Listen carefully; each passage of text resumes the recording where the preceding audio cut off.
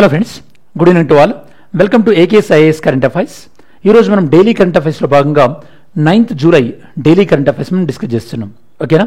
As యూజువల్గా ఈ యొక్క డైలీ కరెంట్ అఫైర్స్లో మనం ఏమేమి డిస్కస్ చేయబోతున్నామో ఇప్పుడు ఒకసారి కంటెంట్స్ నేను మీకు చెప్తాను. మనకి రేంజ్ ఆఫ్ టాపిక్స్ ఏవేవి కవర్ అవుతాయి మీకు అర్థమవుతుంది. ఓకేనా? ఈరోజు మనం టాపిక్స్ మనకి 10 టాపిక్స్ మనం డిస్కస్ చేయబోతున్నాం. ఓకేనా? First, Masoud Pezeshkian elected as a new president of Iran. ఇది మనకి international relations point of view important.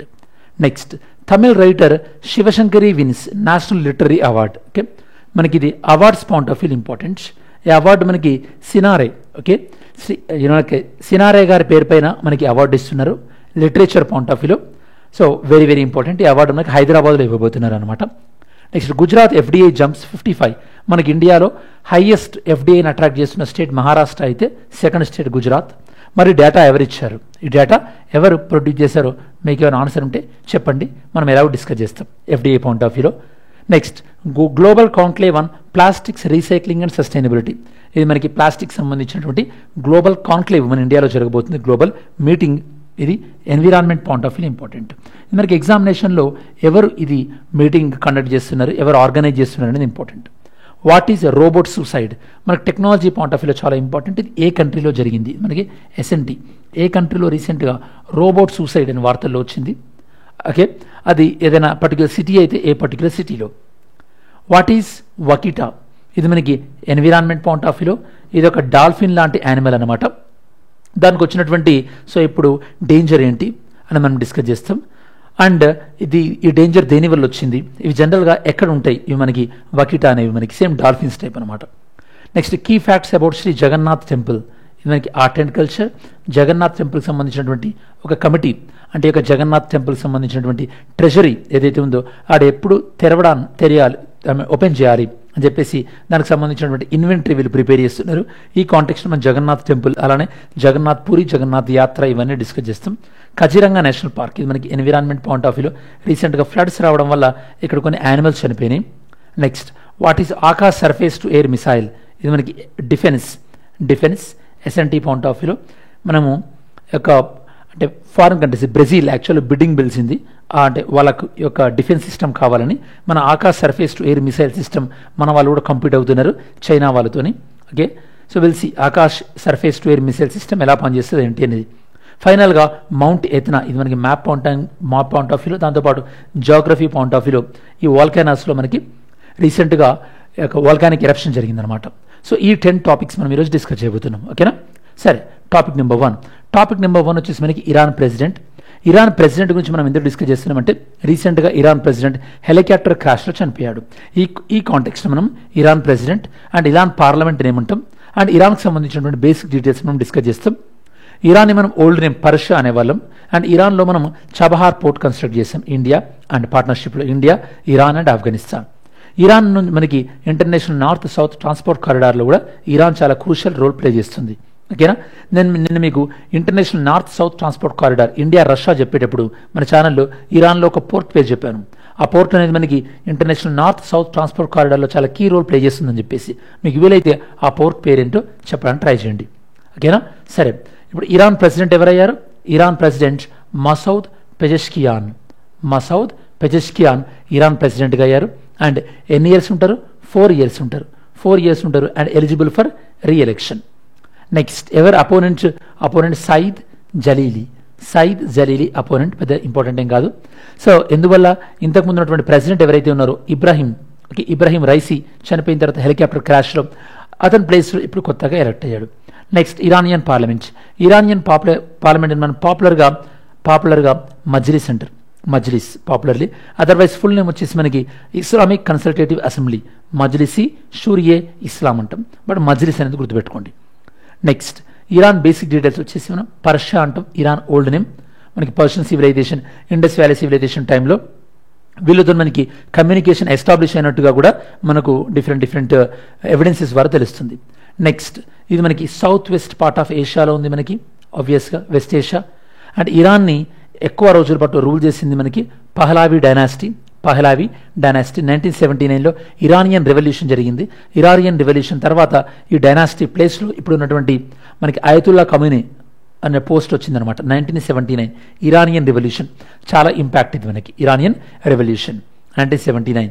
అప్పుడు మనకి ఈ రెవల్యూషన్ జరిగిన తర్వాత ఇస్లామిక్ రిపబ్లిక్ ఆఫ్ ఇరాన్ అనేది క్రియేట్ అయింది.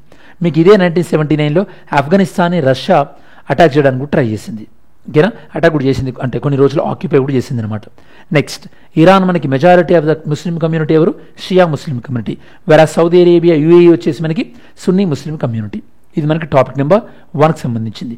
ఇరాన్ సుప్రీం లీడర్ ఎవరు? Ayatollah Khamenei. ఇరాన్ ప్రెసిడెంట్ ఇప్పుడు మనకి కొత్తగా ఎన్నికైన Masoud Pezeshkian. Capital Tehran and Iranian rial. Quick revision చేద్దాం. New president Masoud Pezeshkian, 4 years, eligible for reelection. And old president ఎవరు? Ebrahim Raisi. Iranian parliament Majlis. And Iran popularly known as Persia. ఇంతకుముందు Pahlavi dynasty ఉండేది. 1979 Iranian revolution. And మనకి Iranian revolution తర్వాత ఎలా establish అయింది? Islamic republic of Iran. And ఇది మనకి Shia ముస్లింలకి main popular. And some GK points కూడా ఇరాన్కి సంబంధించి మనం చెక్ చేస్తాం. ఓకేనా, ఇది మనకు ఓవరాల్గా Iran topic number 1. Next topic number 2, Tamil writer Sivasankari wins national literary award. National literary award మనకి ఒక నేషనల్ లిటరీ అవార్డుని మనం ఎవరి పేరు పైన ఇస్తున్నాం? మనము ఈ యొక్క ఎవరికి సంబంధించింది? ఇది మనకి సినారే పేరు పైన ఈ యొక్క నేషనల్ లిటరీ అవార్డును క్రియేట్ చేసాం. డాక్టర్ సి నారాయణ రెడ్డి గారి పైన ఈ యొక్క అవార్డు అనేది క్రియేట్ అయింది. ఓకేనా, ఫస్ట్ మనకి తమిళ్ రైటర్ శివశంకరి, తమిళ్ రైటర్ మనకి ఐడియా ఉండాలి. అండ్ డీటెయిల్స్, ఇది మనకి అవార్డు ఏ కేటగిరీలో ఇస్తారు? మనకి లిటరీ అవార్డు కేటగిరీలో ఇస్తారు. అండ్ క్యాష్ ప్రైజ్ వచ్చేసి మనకి 5 lakhs. Cash prize is 5 lakhs. ఇది మనకి 93rd బర్త్ యానివర్సరీ, సినారే గారి యొక్క 93rd బర్త్ యానివర్సరీ రోజు ఈ అవార్డు ఈ అవార్డు ఇవ్వబోతున్నారు రవీంద్ర భారతిలో. ఆ సేమ్ ఈవెంట్లో మనకి బుక్ రిలీజ్ కూడా, అంటే సినారే గారి యొక్క బుక్ రిలీజ్ కూడా, ఓకే, సమన్వితం, సినారే గారి లిటరేచర్తో ఉన్నటువంటి సమన్వితం అన్న బుక్ రిలీజ్ కూడా అవబోతుంది సేమ్ ఈవెంట్లో. నెక్స్ట్ మనకి శివశంకరి గారు రాసినటువంటి పాపులర్ బుక్స్ తమిళ్లో చాలా ఉన్నాయి. తనకి ఇదివరకు లిటరీలో మనకి సాహిత్యంలో హైయెస్ట్ అవార్డు అయినటువంటి సరస్వతి సమ్మాన్ అనే అవార్డు కూడా వచ్చింది. తనకి సరస్వతి సమ్మాన్ అన్న అవార్డు కూడా రావడం జరిగింది. ఓకే, సో ఈ యొక్క అవార్డు సిగ్నిఫికెన్స్ ఏంటి?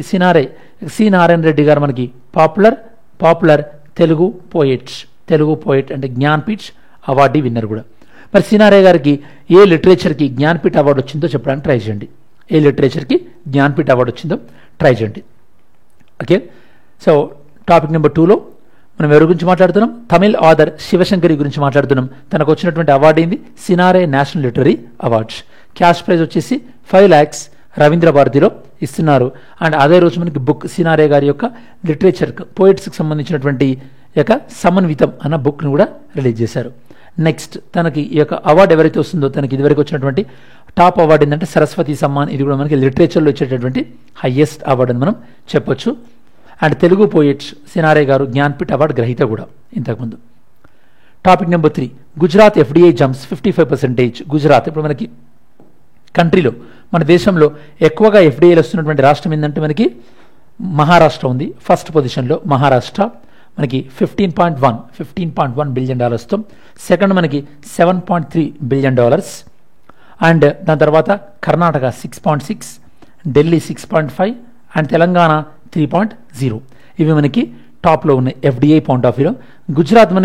గుజరాత్లో ఆల్మోస్ట్ 55% ఎఫ్డిఐస్ పెరిగి లాస్ట్ ఇయర్ 23-24లో ఎఫ్డిఐస్ గుజరాత్లోకి వచ్చినటువంటి మొత్తం ఎఫ్డిఐస్ ఎంత? $7.3 billion. $7.3 billion. టాప్ ఏది ఉందని చెప్పా మనకి? మహారాష్ట్ర అయినే leading position with how much? $15.1 billion. $15.1 billion. Data ఎవరు చెప్తున్నారు మనకి?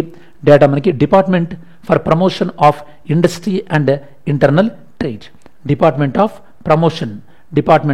Promotion of industry and internal trade. ఏ మినిస్ట్రీ మనకి? Ministry of commerce and industry. ఎవరు స్టూడెంట్స్ ఇప్పుడు మనకి union minister for commerce and industry? Comment సెక్షన్లో చెప్పండి. ఎవరు మనకి union minister for commerce and industry? వీళ్ళు డేటా రిలీజ్ చేస్తున్నారు.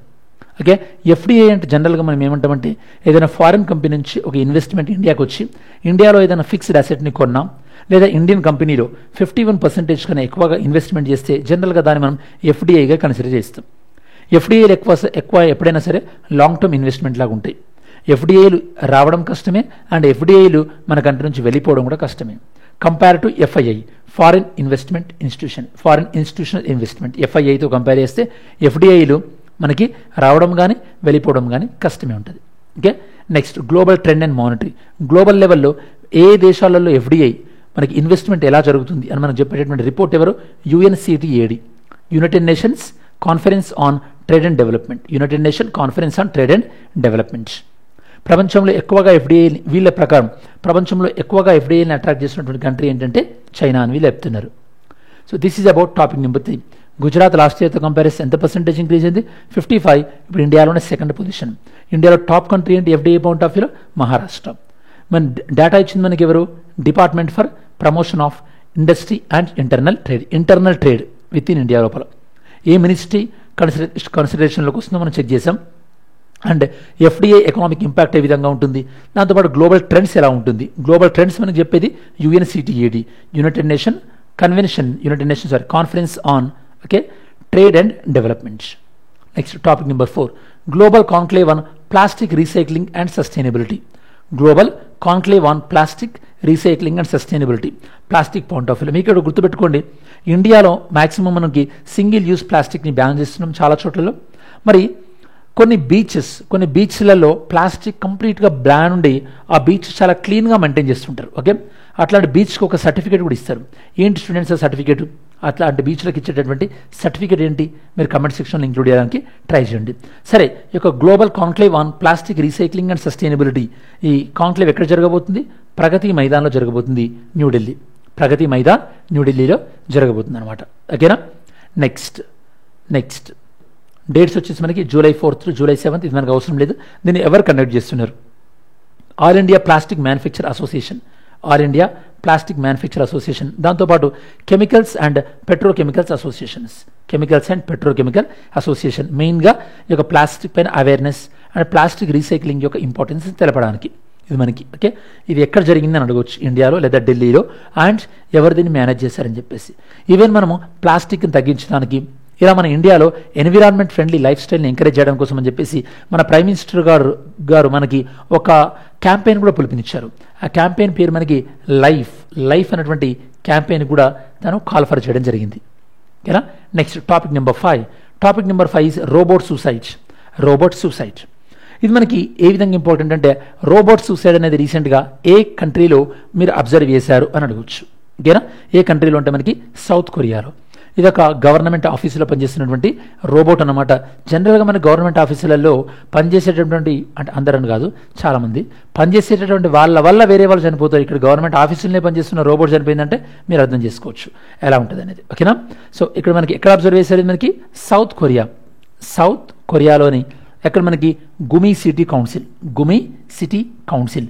సౌత్ కొరియాలో మనకి గుమి సిటీ కౌన్సిల్ అనేది ఇక్కడ మనకి రోబోట్ సూసైడ్ అనేది అబ్జర్వ్ చేశారు. మరి ఎక్కడ మనకి 2023లో అబ్జర్వ్ చేశారంటున్నారు. ఈ మధ్యలో మనకి ఇది వెలుగులోకి వచ్చింది. ఈ యొక్క రోబోట్ నేమ్ మనకి రోబోట్ సూపర్వైజర్. ఈ రోబోట్ నేమ్ పేరు రోబోట్ సూపర్వైజర్. దీన్ని తయారు చేసినటువంటి కంపెనీ ఏంటంటే బేర్ రోబోటిక్స్ అనే కంపెనీ దీన్ని మ్యానుఫ్యాక్చర్ చేసింది. ఇది మనకు ఓవరాల్గా రోబోట్ సూసైడ్ అనేటువంటి కాన్సెప్ట్. ఓకేనా. సౌత్ కొరియాలో, దాంతోపాటు Gumi city council, robot supervisor, robot name, దాంతోపాటు రోబోట్ మ్యానుఫ్యాక్చర్ చేసిన కంపెనీ పేరు బేర్ రోబోటిక్స్. ఓకేనా. సరే, సౌత్ కొరియా జపాన్ USA కలిసి కామన్ ఒక డిఫెన్స్ ఎక్సర్సైజ్ కూడా చేశాయని చెప్పేసి నేను మీకు చెప్పాను స్టూడెంట్స్. అండ్ నార్త్ కొరియాకి అండ్ సౌత్ కొరియాకి మధ్య ఉన్నటువంటి బార్డర్ ఏంటి? What is the border between the North Korea and South Korea? Next what is vaquita? Okay, vaquita అనేది ఆల్మోస్ట్ ఆల్ మీకు ఒక డాల్ఫిన్ లాగానే ఉంటుంది. కాకపోతే డాల్ఫిన్కి వకీటీకి డిఫరెన్స్ ఏంటంటే, ఇక్కడ మనకి మౌత్ అనేది చాలా రౌండెడ్గా ఉంటుంది డాల్ఫిన్తో కంపేర్ చేస్తే. అండ్ ఐస్ చుట్టూ కూడా ఇలా యొక్క బ్లాక్ లైనింగ్ అనేది ఉంటుంది అనమాట వకీటాలో. మరి మనం ఎందుకు డిస్కస్ చేస్తున్నాం? ఇది ఇంకా మనం దీన్ని కాపాడనట్టయితే కనుక ఇది కంప్లీట్గా ఎక్స్టెంట్ అయ్యే అవకాశం ఉంటుంది, ఇది అంతరించిపోయే అవకాశం ఉంది అని చెప్పేసి మనకి స్టడీ చెప్తుంది. ఓకే, సరే ఫస్ట్ చూద్దాం. ఇది మనకి ప్రపంచంలోనే one of the most endangered marine animal. బాగా గుర్తుపెట్టుకోండి, మెరైన్ ఇది ఫ్రెష్ వాటర్లో ఉండదు. Marine mammal number 1. దీని పేరేం పేరు మనకి? వకీటా. దీని యొక్క సైంటిఫిక్ నేమ్ వచ్చేసి ఫోసోసినా సైనస్. ఇది మనకి వరల్డ్లోనే మోస్ట్ ఎండేంజర్డ్. ఆల్మోస్ట్ ఆల్ ఇది మనకి ఓషన్లో ఎన్ని మాత్రమే ఉన్నాయంటున్నారు? కేవలం 20 మాత్రమే ఉన్నాయంటున్నారు. కేవలం 20. జనరల్ ఇవి ఎక్కువగా డిస్ట్రిబ్యూషన్ ఇవి మనకి సేమ్ వేల్ డాల్ఫిన్ లాగానే ఉంటాయి.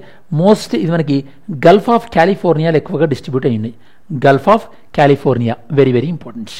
గల్ఫ్ ఆఫ్ కాలిఫోర్నియా ఇది ఎందువల్ల వీటికి ప్రాబ్లం వస్తుంది, ఎందుకంటే వీటిలాగానే వీటికి కాంపిటీషన్గా ఉన్నటువంటి ఇంకో ఫిష్ అనేది ఇవి ఏ ఫుడ్ పై అయితే డిపెండ్ అయి ఉన్నాయో ఆ ఫిష్ కూడా వీటి ఫుడ్ తినడం వల్ల దాంతోపాటు ఆ ఫిష్ కోసం వేసినటువంటి ఫిషింగ్ నెట్లో ఇవి యొక్క క్యాప్చర్ అవ్వడం వల్ల ఎక్కువగా ఇవి చనిపోతున్నాయి అనమాట. ఓకే, మెయిన్గా దీనికి ప్రాబ్లం ఏ ఫిష్ నుంచి వస్తుంది, టొటోబా అన్నటువంటి లార్జ్ ఫిష్ నుంచి వస్తుంది అనమాట. మరి దీని యొక్క కన్జర్వేషన్ స్టేటస్ ఏంటి, క్రిటికల్లీ ఎండేంజర్లో ఉన్నటువంటి ఈ యొక్క వకీటా వీటిని కాపాడనట్టయితే కనుక ఇవి మనకి ఎక్స్టెంట్ అయ్యే అవకాశం ఉంది. మరి ఈ వకీటా ఒక యానిమల్ నుంచి ఇంకో యానిమల్కి ఎలా కమ్యూనికేషన్ చేసుకుంటుంది, ఈ యొక్క సోనార్, దీన్ని మనం ఎకో లొకేషన్ అంటాం. జనరల్గా డాల్ఫిన్స్ అయినా సరే ఇవైనా సరే మనకి సోనార్ ద్వారానే ఇవి కమ్యూనికేట్ అవుతుంటాయి. సో ఫస్ట్ వకీటా ఏంది మనకి ఎండేంజర్డ్ మెరైన్ మ్యామెల్, క్రిటికల్లీ ఎండేంజర్డ్. దీని సైంటిఫిక్ నేమ్ మనకి ఫోసోసీనా సైనస్. మనకి మెరైన్లో మనకు ఆల్మోస్ట్ 20 కన్నా ఎక్కువగా లేవంటున్నారు. ఎక్కడ అవైలబుల్ ఉంది మనకి Gulf of California. Next communication ఎలా ఉంటుంది మనకి ఎకో లొకేషన్ ద్వారా కమ్యూనికేషన్ ఉంటుంది. దీనికి మేజర్ థ్రెట్ ఎక్కడి నుంచి వస్తుంది, ఏ ఫిష్ నుంచి వస్తుంది, టొటోబా అన్న ఫిష్ నుంచి వస్తుంది. కన్జర్వేషన్ స్టేటస్ ఇది మనకి critically endangered conservation status. Next topic number 7. So some key facts about the Shri Jagannath temple, Puri Jagannath temple. Actually దీని మెయిన్ ఆర్కిటెక్చర్ స్టైల్ ఏంటంటే ఇది కళింగ స్టైల్ ఆఫ్ ఆర్కిటెక్చర్ అంటాం. మనకి ఒడిశాని కళింగ అంటుంటాం కదా, కళింగ కోస్ట్, కళింగ యుద్ధం కూడా జరిగింది కదా అశోకుడు. ఐడియా ఉందా అశోకుడు ఎప్పుడు కళింగ వార్లో పార్టిసిపేట్ చేశాడో?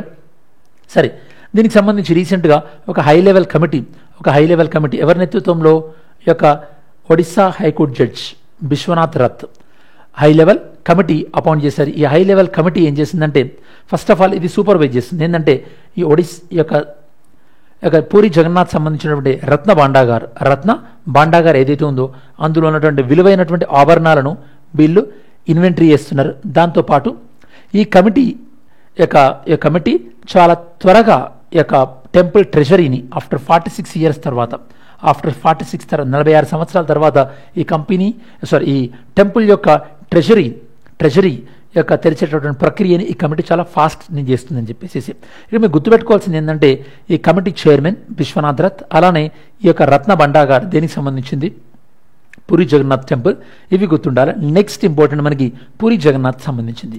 పూరి జగన్నాథ్ మనకి temple located at puri Odisha మనకి డెడికేటెడ్ ఫర్ లార్డ్ జగన్నాథ్ ఎవరి యొక్క రూపం ఇన్కార్నేషన్, లార్డ్ విష్ణు యొక్క ఇన్కార్నేషన్. ఇది మనకి ఇంపార్టెన్స్. దీన్ని కట్టింది బిల్డ్స్ ఎవరి టైంలో, కింగ్ అనంతవర్మన్ చోడ గంగదేవ. కింగ్ ఎవరు, అనంతవర్మన్ చోడ గంగదేవ. ఏ డైనాస్టీకి సంబంధించినటువంటి వ్యక్తి, ఈస్టర్న్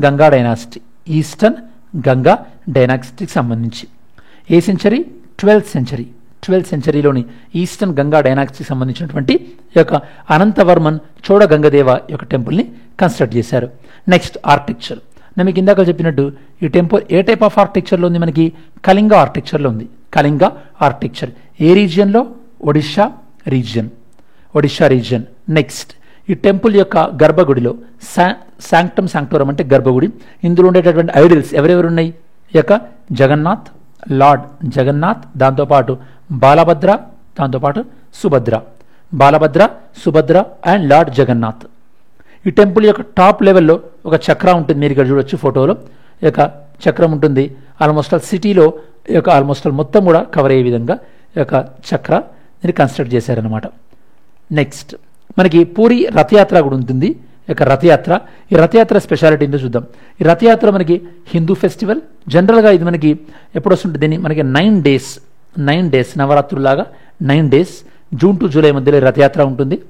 ప్రెసిడెంట్ కూడా ఈ యొక్క రథయాత్రని విజిట్ చేశారు. అండ్ ఆల్మోస్ట్ ఆల్ మనకి చార్ధమ్ ఎలా అవుతున్నాయో, ఓకే, చార్ధమ్స్ ఎలా అవుతున్నాయో అలానే ఇది ఒక one of the sacred pilgrimage సైట్గా మనకి హిందూ రిలీజన్లో భావిస్తుంటారు. చాలా అతి పుణ్యమైనటువంటి సైట్గా భావిస్తుంటారు. అండ్ స్పెషాలిటీ ఏంటంటే ఇది మనకి వరల్డ్ హెరిటేజ్ సైట్గా కూడా గుర్తింపు పొందింది. యునెస్కో వరల్డ్ హెరిటేజ్ సైట్గా గుర్తింపు పొందింది. యునెస్కో వరల్డ్ హెరిటేజ్ సైట్ మనకి 42 ఉన్నాయి. రీసెంట్గా అస్సాం నుంచి కూడా ఒక ప్రపోజల్ని పిక్ చేసిన మనం మాట్లాడుకున్నాం కదా. 42nd మనకి ఏంటి, ఈ యొక్క హొయసలాకి సంబంధించింది. 41 వచ్చేసి మనకి శాంతినికేతన్, 40 వచ్చేసి మనకి ఇండస్ వ్యాలీ సివిలైజేషన్ ధోలావీరా, 39 వచ్చేసి మనకి రామప్ప టెంపుల్. ఇది మనకి హిందూ ఫెస్టివల్. జనరల్గా జగన్నాథ్ టెంపుల్ మనకి జగన్నాథుడు యొక్క గుండీచా టెంపుల్ని విజిట్ చేశాడు అని చెప్పేసి హిస్టారికల్గా చెప్తున్నారు. ఆ చెప్పిన దాన్ని సెలబ్రేట్ చేస్తూ ఈ యొక్క రథయాత్రని మనం అబ్జర్వ్ చేస్తుంటాం అనమాట. సో క్విక్గా చూస్తే కనుక పూరి జగన్నాథ్ టెంపుల్ కమిటీ ఎవరి ఆధ్వర్యంలో ఉంది? విశ్వనాథ్ రథ్. అండ్ ఈ యొక్క రత్న భండాగార్లో ఉన్నటువంటి ఈ యొక్క ఏదైతే ఆర్నమెంట్స్ ఏవైతే ఉన్నాయో వాటి ఇన్వెంటరీ జరుగుతుంది. అండ్ దీన్ని కన్స్ట్రక్ట్ చేసింది అయినటువంటి king Anantavarman Chodagangadeva. Next eastern Ganga dynasty 12th century architecture Kalinga architecture. Lord Jagannath, Balabhadra, Subhadra వీళ్ళు ఉన్నటువంటి idols.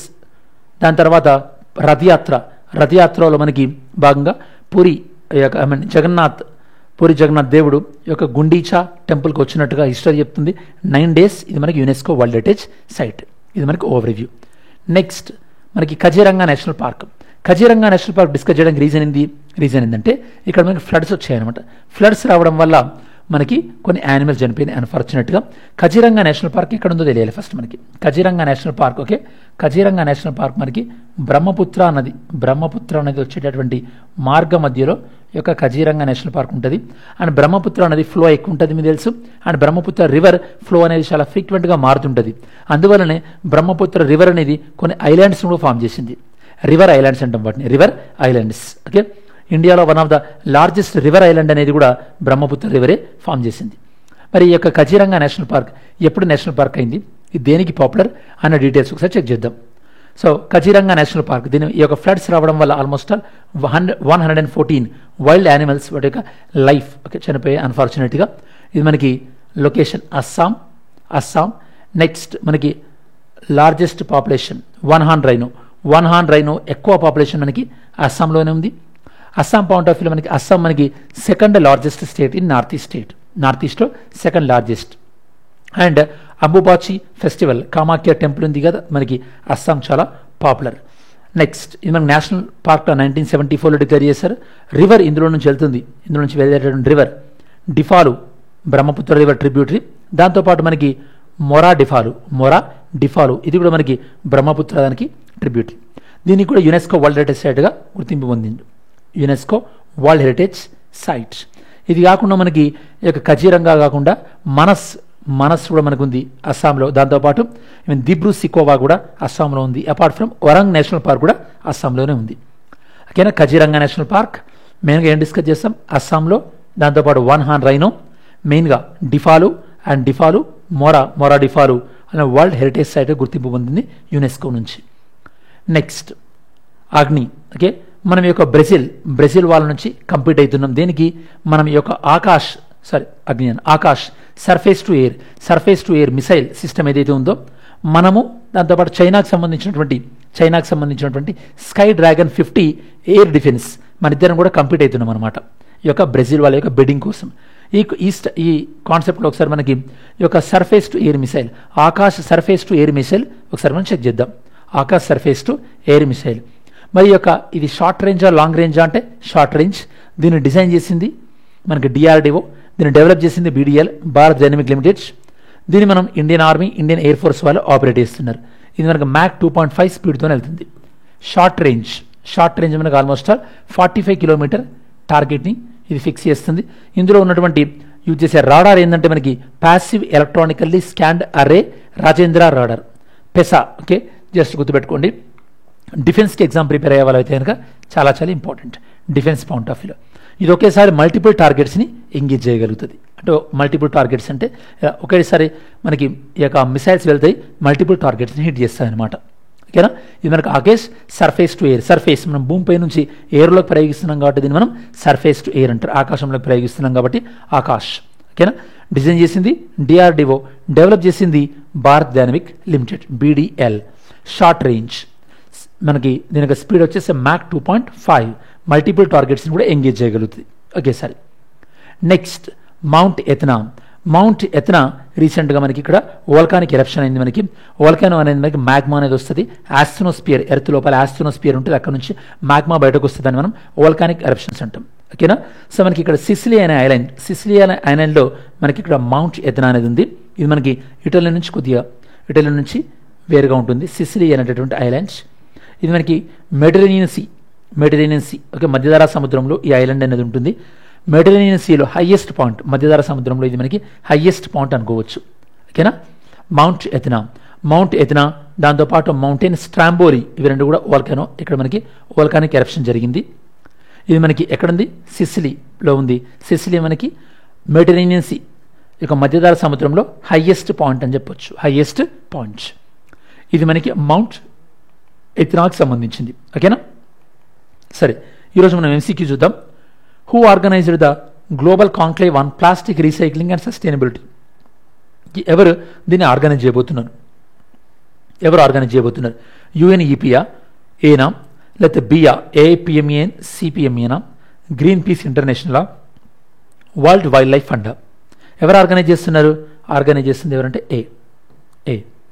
Next topic number 2. Which scheme launched by Shri Amit Shah provides 50% assistance to farmers for purchasing nano fertilizers ని పర్చేజ్ చేయడానికి 50% అసిస్టెన్స్ ఇచ్చేది ఏది? ఇది మొన్న మీకు నేషనల్ కోఆపరేటివ్స్ డే రోజు కూడా మనం డిస్కస్ చేసాం. AGR2 స్కీమా, నానో ఫర్టిలైజర్ సపోర్టర్ స్కీమా, నానో కృషి స్కీమా, గ్రీన్ రివల్యూషన్ ఇనిషియేటివా? ఏ స్కీమ్ ఇది మనకి? AGR2 scheme. Next topic number 3. What are moidams referred to in the context of Assam's cultural heritage? Assam cultural heritage point of వ్యూలో మోయిడామ్స్ని మనం డిస్కస్ చేసాం. దీనికి యునెస్కోలో గుర్తించాలని కూడా మన ప్రపోజల్స్ కూడా పంపారు. ట్రెడిషనల్ వాటర్ హార్వెస్టింగ్ స్ట్రక్చర్సా రూరల్ అస్సాంలో ఉన్నవి. Mount burial sites Ahom dynastic సంబంధించినటువంటి బరియల్ గ్రౌండ్సా? ఏన్షియంట్ ట్రేడ్ రూటా అస్సాంకి సంబంధించింది? లేదా architectural remnants of medieval Assamese temple, Assam టెంపుల్కి సంబంధించినటువంటి ఆర్కిటెక్చరల్ ప్లేసెస్? ఏది ఇందులో మనకి? ఏది రైట్ అంటే మనకి ఇందులో సెకండ్ది right. Next topic number 4. Recently national commission for protection of child rights NCPCR declared mica mines of which state child labour free? ఏ స్టేట్లో ఉన్నటువంటి మైకా మైన్స్ అనేవి చైల్డ్ లేబర్ కంప్లీట్గా లేరు అని చెప్తున్నారు. ఎక్కడ లేరు అంటున్నారు? ఏ స్టేట్? మధ్యప్రదేశ్, జార్ఖండ్, ఒడిషానా, గుజరాత్? ఏ స్టేట్ స్టూడెంట్స్? ఏ స్టేట్ అంటే జార్ఖండ్. నిన్న మీకు వీడియోలో ఎక్స్ప్లెయిన్ చేసింది మీకు. Next కృష్ణరాజసాగర dam recently scene in the news located in which state? కృష్ణరాజసాగర dam ఏ స్టేట్లో ఉంది? మహారాష్ట్రనా, కర్ణాటకనా, మధ్యప్రదేశ్, తెలంగాణ? ఏ స్టేట్ మనకి ఇది? కర్ణాటకలో ఉంది. ఇది స్టూడెంట్స్ మనకి ఈరోజు 5 MCQs. ఓకేనా. మరి దీంతో మనం ఈ వీడియో చివరిలోకి వచ్చేసాము కాబట్టి సో ఈరోజు మనం డిస్కస్ చేసింది ఏంది? 9th July daily current affairs సమగ్రమైన విశ్లేషణ డిస్కస్ చేయడం జరిగింది. ఐ హోప్ ఈ డైలీ కరెంట్ అఫైర్స్ మీకు ఖచ్చితంగా ఎంతో కొంత యూస్ఫుల్ అవుతున్నాయి అనుకుంటున్నాను. Thanks for watching this video. Have a great day. జై హింద్.